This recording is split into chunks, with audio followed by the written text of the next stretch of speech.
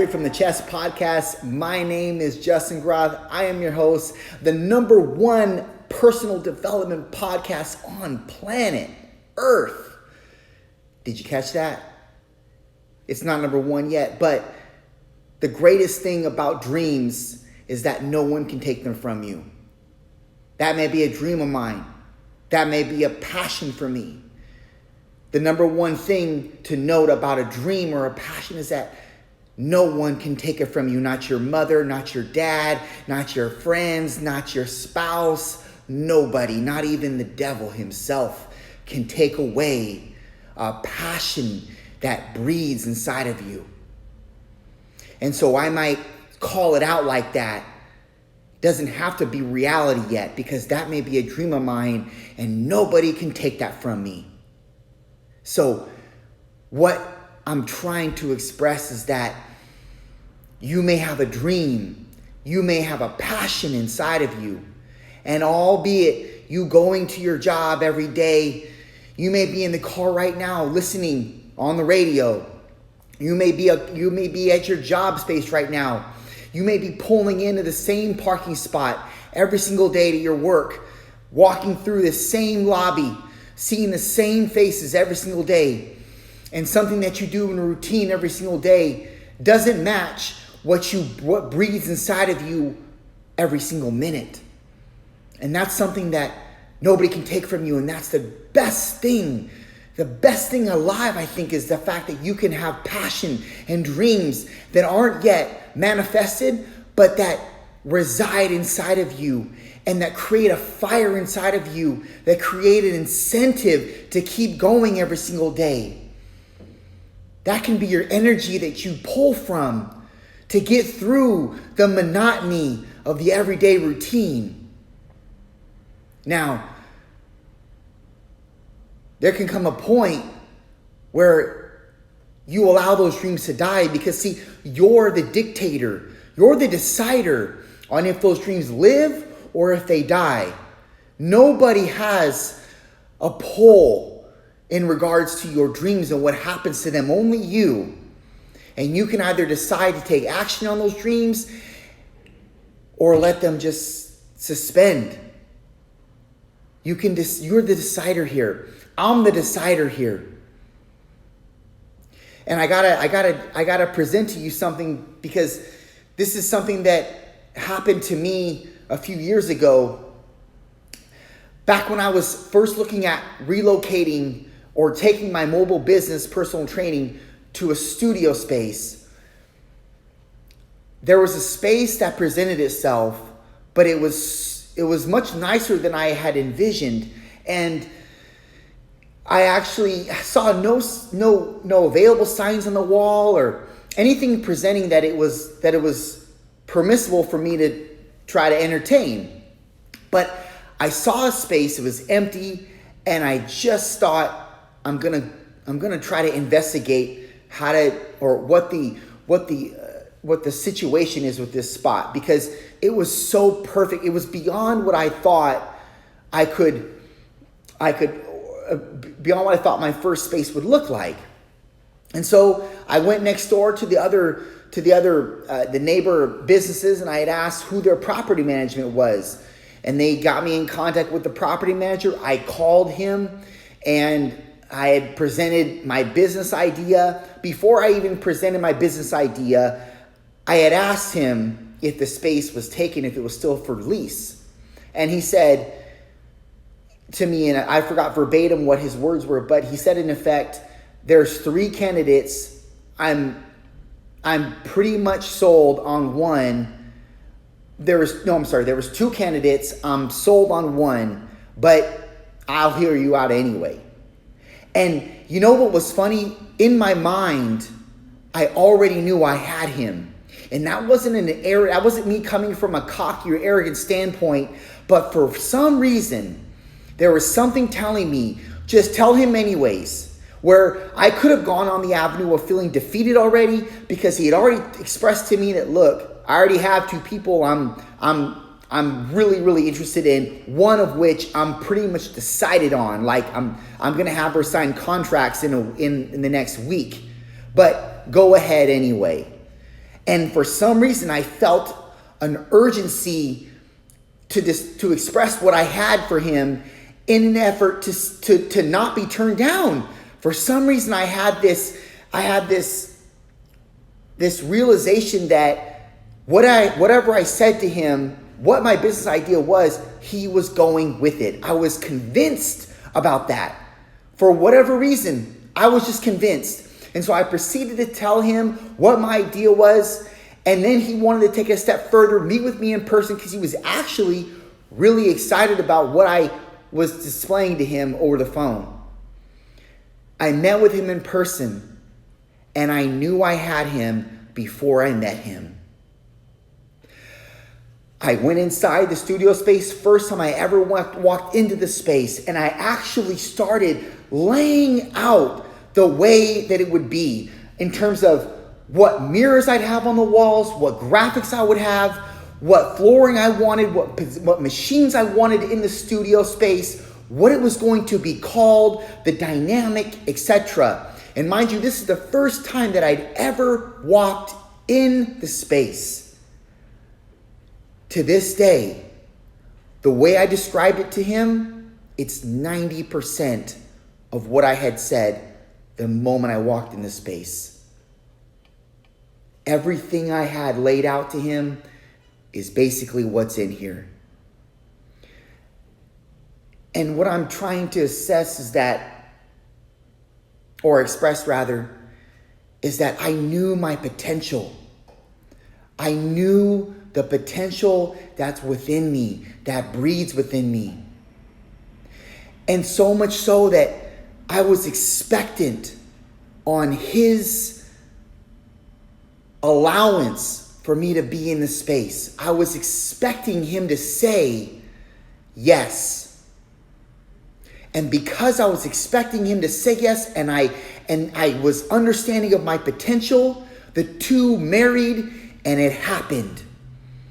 And he had to give the bad news to I believe it was a salon owner that was going to come in here and have the space before I did. In fact, a funny notion is that there are a bunch of outlets on the wall in my studio, and actually a water heater in here too as well, because he was so sold on those people coming in that he actually was designing the studio space or making mock-ups and additionals for their business. And then once I expressed what I wanted to do with the passion and the drive and the intent behind my words, it was game over. Now, what if I told you that potential and expectation are tied together? In terms of potential, you have to realize your potential. And that comes in getting agreement with your passion, your dreams, your desires. And those have to be predicated on positive motives. Positive motives, authentic motives that help and benefit others, not that are just tied to your own progression or to your own benefit. But getting in agreement with who you are, with what you have to give others, with what your passion is, what your true desires are. I'm talking about true, visceral, guttural desires that you don't even tell your spouse about, that you don't tell your mom about. Things that you suppress on the daily because they don't make you money yet. Things that just get you from things that you're just advocating because you need, or you're dispelling because they seem crazy or illogical in the state that you're in right now. I'm talking about those guys. I'm talking about bringing those up out of your gut and showing them to the world. I'm talking about those desires, those passions, the things that you would do for free every single day, the things that get you out of bed. What are those passions? What are those desires? Those are the things I'm talking about you augmenting. Those are the expressions that I want pulling out of you every single day, despite you going to a 9 to 5, despite you making minimum wage, despite you being depressed and seeing the same faces every single day. I don't want those desires to pale in comparison to what your reality is. I want those desires for you to augment them. I want you to bring those out. I want you to capitalize on them. And I don't care if it takes you 10 years. I don't care if it takes you 15 months. I want you to start doing those right now, where you're at. Because that's what I did. And it's been a long journey and I'm still going. But I'm never stopping. And because I know my potential, I know my expectations are positive. My expectations for what's to come are there. I understand that. I understand that only because I've understood the potential within me, the expectation lies ahead of me.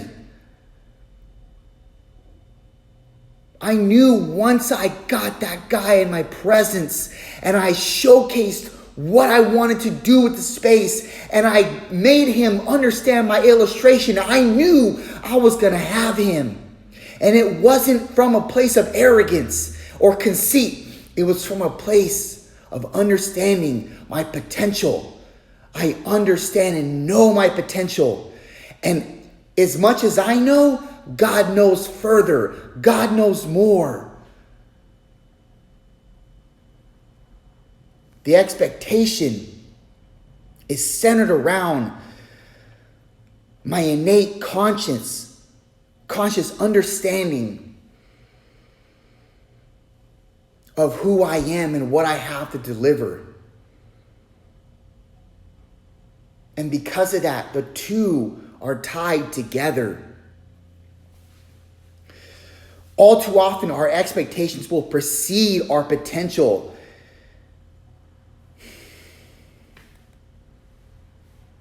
All too often, our expectations will precede our potential because we haven't yet gotten agreement with who our potential or what our potential is and where it lies.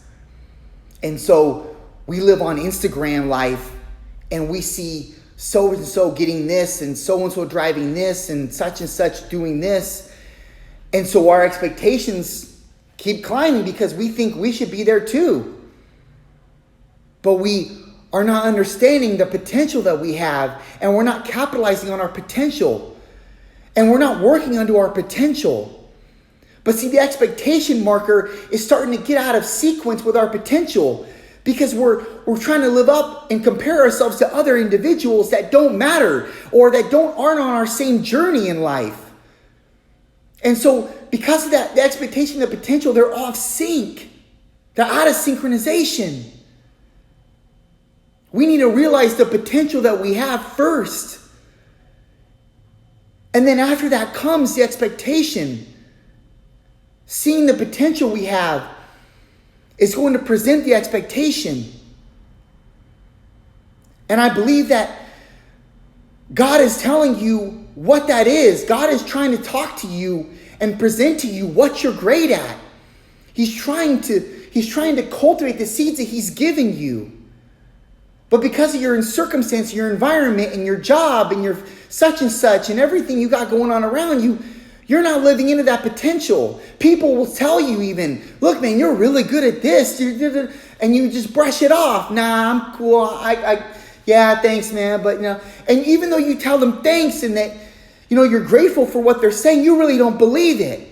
You don't believe it because what you got going on in reality with your 9 to 5 and just you living day to day seems more precedent to you than giving in to your passion, your dream, because whoever told you before, that's not going to happen.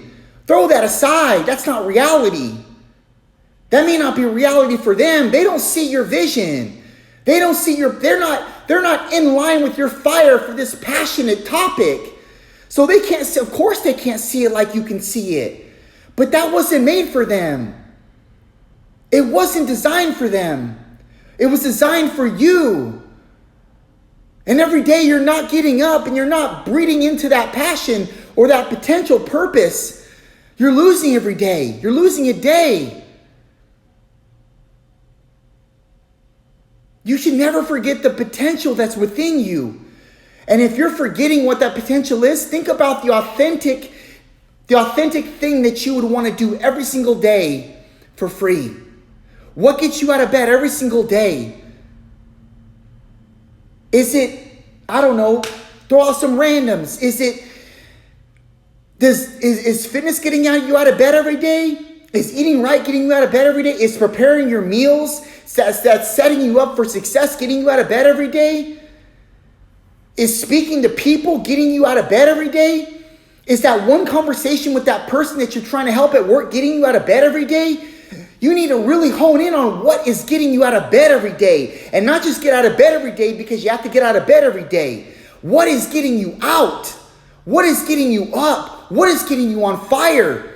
Not what is paying your bills. What is getting you up and at them and actually at them? What is doing that? What is breeding the fire inside of you? What is breeding you daily? What is that? That is the question you have to ask yourself. What is your passion? What are you doing every day that's not getting money in? But what are you more energetic for without the pay in return? Those are questions you have to ask yourself. I can't answer those for you. Those are things you have to ask yourself and ask yourself daily. Realizing your potential is going to precede the expectation, but the expectation is there for all of us to take. We should be expectant on the great things that lay ahead, not just muttering through every day to day, like, well, this has happened today and this is how. Yes, I get routine happens. We all fall in routine. Our life's a routine, I get it. But there's gotta be some fire inside of you to keep living. There's gotta be some fire inside of you that knows that you're meant for more. Or else, what's the point? I'm gonna tell you, if you're me, there is no point. If you're like me, and there is no fire inside of you, and you're just existing every day, there's no point. And I'm not saying there's no point in being alive, but there's no point for me to be a better individual. There's no point for me to strive more in my workouts, in my body, in my conscience, in my physical, I already said that, in my mental, in my psychological. There's no reason for me to read. There's no reason for me to do. There's no reason for me to talk to people. There's no reason. None of that exists if there is no fire inside of me that tells me that there's more out there, that tells me I got more potential, that tells me I need to expect more because I have this encapsulated within me. That's the reason why I get up. That's the reason why I keep going, even if I'm not seeing anything, because I have faith. The faith is what brings me desire to keep going. Faith, the unspoken, unannounced, uncertain peace that there is something in front of you in events not yet foreseen. That faith is what I mark myself on. That fire within my faith is what keeps me going.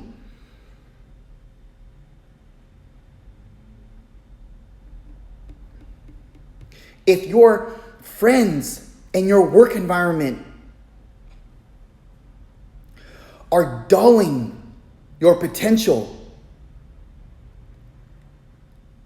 and therefore nullifying any kind of expectation that you have for yourself, perhaps you need to consider changing jobs, changing associates, and possibly just retracting from certain people in your life. Not everybody was meant to stay and stick around with you. But just remember that your potential is tied to your expectation in life.